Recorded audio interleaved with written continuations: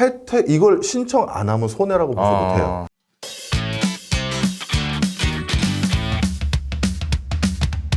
한미 간의 금리 차에 대한 공포도 분명히 있는데 네. 지금으로서는 어떤 금리 절대값에 대한 공포가 더 좀 크지 않나라는 생각도 들고 한국은행은 어떻게 해야 될까요?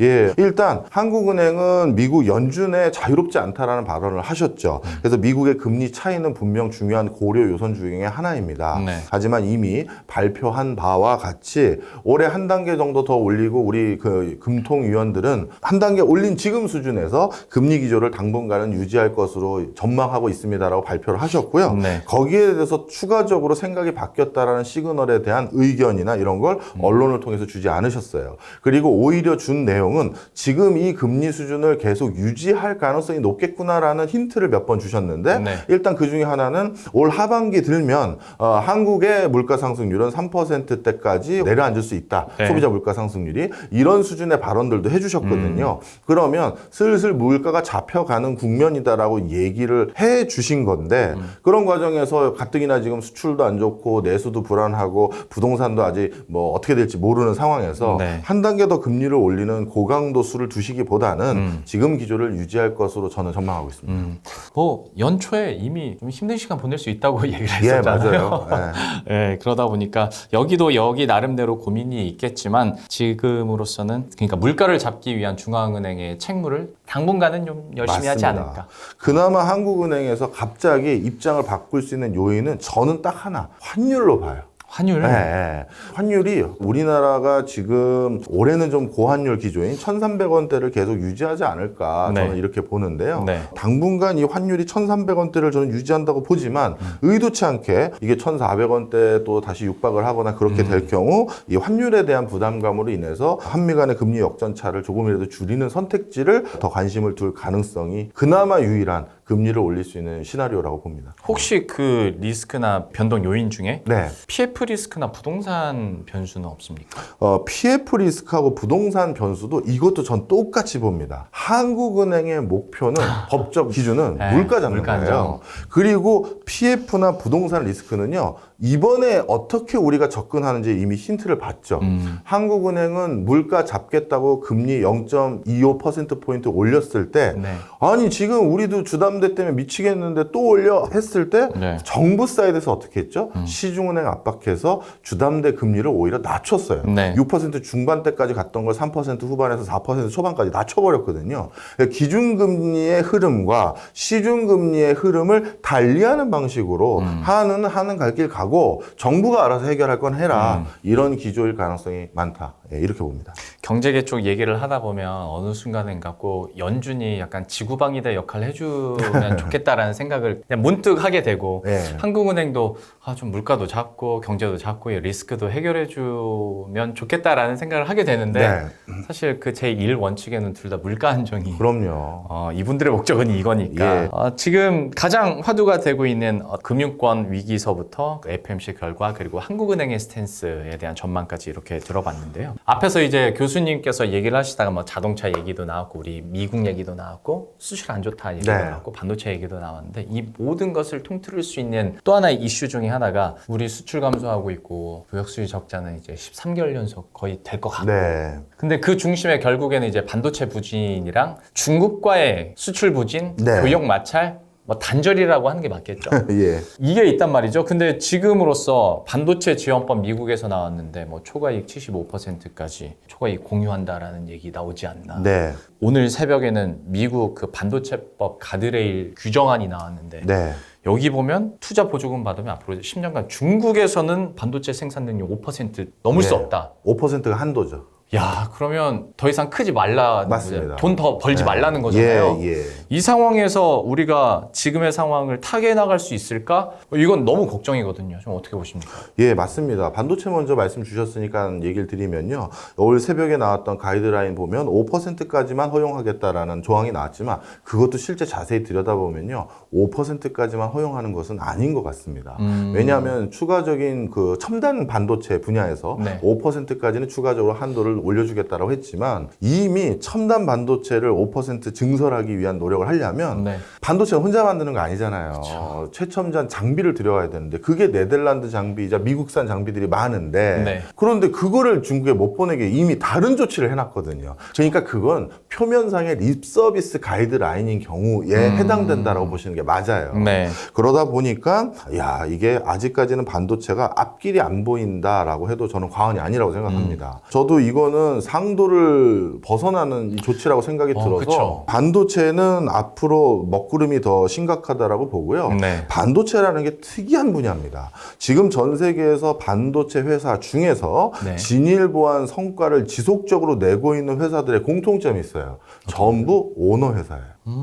엔비디아도 마찬가지고 네네. 대만의 TSMC 같은 경우는 실질적으로 모리스 창에게 그 대만 정부가 맞아요. 전권을 네네. 줬었고요. 그리고 우리 삼성전자도 오너 회사고 SK 하이닉스도 오너 회사예요. 네. 자 무슨 얘기냐면 타이밍이 왔었을 때 수십조 원 이상을 베팅을 해야 되거든요. 네. 월급쟁이 CEO는 이런 결정 못해요. 그렇죠. 네. 자신이 가진 모든 거를 가지고 던져서 거기서 치킨 게임에서 이겨야지만 되는 건데 그런데 이 오너 회사들이 던지기 위해서는 어떻게 해야 되냐면 반도체 경기가 좋았을 때 네. 그때 흔히 말해서 미국이 말하는 초과 이익을 얻어놓고 네. 세이브를 하다가 네. 불황이 왔었을 때 야 다른 경쟁사 죽이기 위해서 지금 던지자라고 하던 아니면 그때 증설을 하자고 하던 네. 그걸 해야 되는데 초과 이익을 회수하겠다?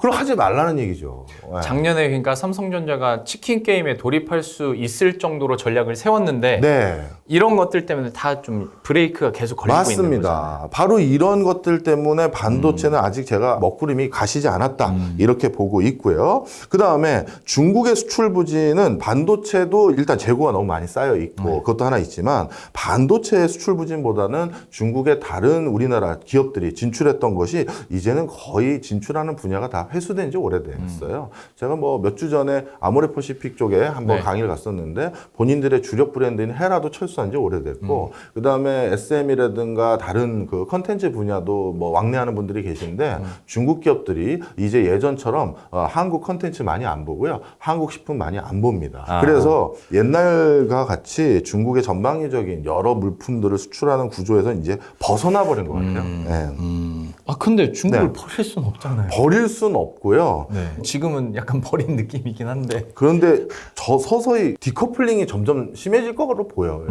적어도 이번 정권이 끝나고 나면 더 심해지겠죠. 그러겠죠. 우리는 네. 지금 전략적 기조를 중국보다는 좀 미국 쪽에 가깝게 둔 걸로 보여지니까요. 네. 그러면 그 사이에 우리가 대체지들을 찾아야 되는데 네. 중국 수출 대신 여기다 팔아야겠다라고 생각할 수가 있는데 그 대체지 중에 하나가 아세안인데요. 아세안이라고 불리우는 국가들 중에서는 아직까지 경제가 정상 경로에 돌아오지 못하는 국가들이 많아요. 라오스, 캄보디아, 미얀마 이런 국가들이 아직도 소비자 물가 상승률이 두 자릿수에 가까운 수준이고 라오스랑 캄보디아는 원유 수급도 제대로 하지 못해서 달러가 부족해서 주유소에 가면 주유 배급하고 있거든요. 그러니까 이런 국가에서 뭔가 지금 우리가 수출의 교두보를 찾는다? 쉽지 않은 상황이라고 보실 수 있고요. 그러니까 아세안 경제는 지금 아직까지 좀 삐걱이고 있다. 그 다음에 빈살만 오고 그랬을 때 우리가 중동 특수를 많이 노렸는데요. 사실 이제 중동은 거의 중국색이 너무 공고해진 것 같아요. 거기는 약간 페트롤 달러가 아니라 페트롤 위안화 위안화를 되는 거죠. 맞습니다. 중동이 오랫동안 공을 들였던 지역들이 몇 군데 있습니다. 국제사회에서 미국에 대항하기 위해선 중국도 자기 친구들이 필요해요. 네. 혼자 살 수가 없거든요.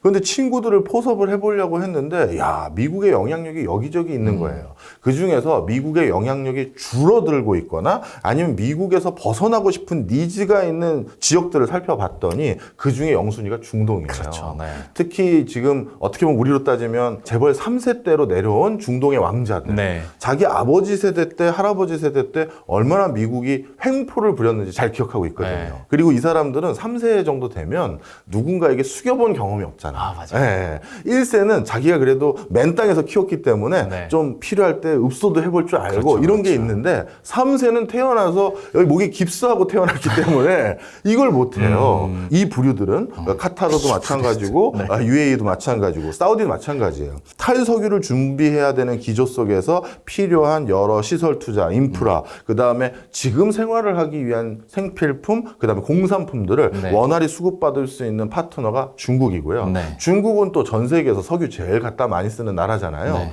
그러니 두 국가 간에는 사실 물물 교환을 해도 될 정도인데 그 얘기는 무슨 얘기다? 달러 빼고 위안화로 결제하고 해도 아무 문제 없는 거죠. 그렇죠. 그래서 중동 특수를 우리가 뭐 빈살만이 그리는 스마트 시티나 이런 걸로 그리기에는 중동이 너무 중국색이 높아졌다. 이것도 쉽지가 않고. 우리는 어떻게 합니까, 그럼?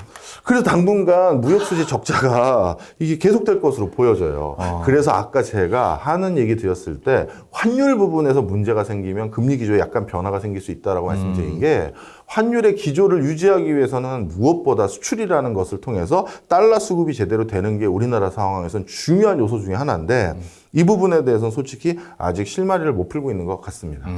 이거는 이제 정부에서도 어떻게 실제적인 대응들을 하는지, 그리고 돌파구를 지금 중동은 거의 뺏긴 거나 마찬가지이고 미국에서는 압박받고 있고, 과연 어느 쪽으로 수출 활로를 모색하게 될지 한번 저희가 또 이걸 알게 됐으니까 상황들을 계속 지켜보도록 하겠습니다. 경제 전반적인 부분에 대해서 전반부에서 얘기를 했는데 역시 워낙 말씀을 잘하시고 방송 출연도 많이 하시니까 질문 그냥 이렇게 버튼 누르면 그냥 답이 너무 재밌게 들었습니다. 미리 주셨잖아요. 그래도 답이 너무 네. 명료하게 나와서 감사합니다. 듣는 사람으로서 너무 재밌게 아유, 전반부 감사합니다. 잘 들었습니다. 네. 두 번째로 그러면 이제 부동산 쪽으로 한번 네. 넘어가고 있습니다. 요새 이제 교수님께서 말씀을 많이 하시는 분야이기도 네. 하고, 부동산에 대해서 단도직입적으로 첫 번째 질문은 이거예요. 우리 모두가 궁금한, 집값이 더 떨어질까 아니면 뭐 이쯤에서 좀 이렇게 횡보하다가 그래도 우리나라에선 부동산이 짱이지 하면서 다시 올라갈까에 네. 대해서, 요즘에는 거의 다 떨어졌고 어차피 다시 오를 거야 쪽의 목소리가 더 큰 것 같기도 하고, 좀 어떻게 보십니까? 네, 저는 뭐 늘 우리 유튜브는 항상 기록이 남잖아요. 네. 그래서 거짓말을 못 합니다. 그래서 저는 한 2년 전에 뭐 부동산 관련 TV라고 불리우는 2년 전에? 네. 뭐 부동산 읽어주는 남자라는 TV에서도 말씀을 드렸고 네. 그 뒤에 그 기조를 사실 계속 유지하고 있어요. 우리나라 부동산 흐름은 크게 세 가지로 나눠진다. 지방은 대세 하락이 시작되는 것 같다. 네. 이렇게 말씀드렸고, 그다음 수도권은 서로 간의 경쟁, 수도권과 서울의 약간 비인기 지역은 그래서 서로 간의 경쟁으로 그때 달라요. 좀. 네. 이쪽 지역에 호재가 있고 이쪽 지역에 뭔가 테마가 생기면 그쪽에 쏠림 현상이 생기면서 근처가 상승이 덜 일어나거나 안 일어나거나 네. 좀 떨어질 수도 있고, 그래서 수도권과 서울의 비인기 지역은 서로 간에 땅 따먹기 싸움에 들어간 거고. GTX에 따라서도 왔다 갔다 그렇습니다. 맞습니다. 예. 바로 그런 이슈들이 좀 있고요. 그 다음에 서울의 노른자위는 저는 더 간다. 예, 이렇게 분명히 말씀을 드렸어요. 그런데 제가 작년부터 올해 조금 이건 내가 판단을 잘못한 게 아닌가 싶었던 게 서울의 노른자위에서도 하락폭이 보였었거든요. 맞아요. 그러다 보니까 이런 거는 생각보다 부동산이 빨리 냉각하는구나 생각을 했었는데, 요즘은 이제 서울의 노른자위 지역은 다시 좀 방향을 선회하는 게 아닌가라는 흔적이 많이 보이고요. 그 다음에 수도권 지역에 급매 나온 거는 이제 다 싹 들어갔어요. 네네. 정부에서 특례 보금자리론이라든가 그 밖에 여러 가지 지금 급매로 이런 거죠. 내가 무리하게 영끌로 투자했습니다. 그런데 지금 정말 후회하고요. 제가 손해보고 30% 낮은 가격에 내놨어요 했는데도 안 팔렸거든요. 왜? 부동산은 그걸 내돈 주고 온전히 살 수 있는 사람은 별로 없어요. 네. 정부가 적어도 9억 원 이하의 아파트에 대해서는 대출과 관련된 다양한 혜택을 주면서 론을 제공해줘야 네. 그걸로 이제 손바닥이 마주치는 건데, 네. 특례 보금자리 론이라는 정말 파격적인 수준의 금융 상품이 하나 나오다 보니까 네. 그걸로 일단 급매물은 거의 소진이 좀 많이 된 것 같아요. 수도권과 서울의 비인기 지역은 네. 그런 상황이라고 바뀌었고, 지방은 아직까지 저는 이게 해결이 어떻게 되려나 걱정을 좀 많이 하고 있습니다. 사실 저도 그 특례 보금자리론 그거 다 소진되기 전에 나도 뭔가 하나 사야 되나 그런 생각을 했는데, 예. 이미 급매로 다 여기 돈이 몰리긴 했었군요. 네, 이거는 뭐 우리 자산운용 애청자들이나 이런 분들은 아마 당연히 적극적인 투자자이시기 때문에 하나 힌트가 되실 것 같아서 말씀드리면, 네. 국가에서 제공하는 금융상품은요, 네. 판단하기에 용이한 가이드가 하나 있습니다. 어떤 거요? 일단 한정 판매하는 거, 네. 이건 무조건 이용하셔야 되고요. 그 다음에 펀드 규모를 정해놓고 소진되면 우리 더 안 드립니다라고 하는 것도 네. 혜택, 이걸 신청 안 하면 손해라고 보셔도 돼요.